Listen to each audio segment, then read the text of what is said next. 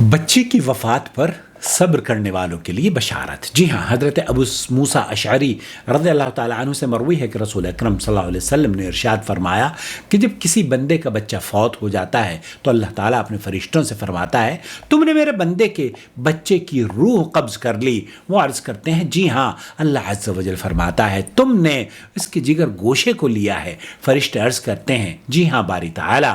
اللہ عز و جل ارشاد فرماتا ہے، فرشتوں سے پوچھتا ہے کہ پھر میرا بندہ کیا کہتا تھا؟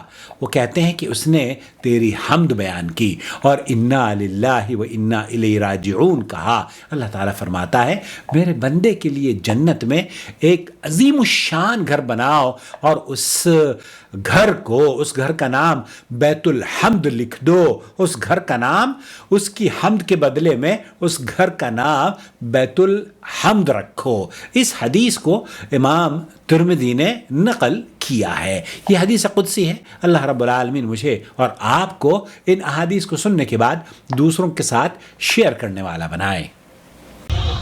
شہر رمضان الذی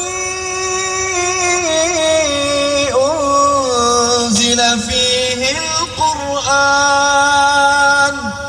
ھدی للناس وبینات من الہدی والفرقان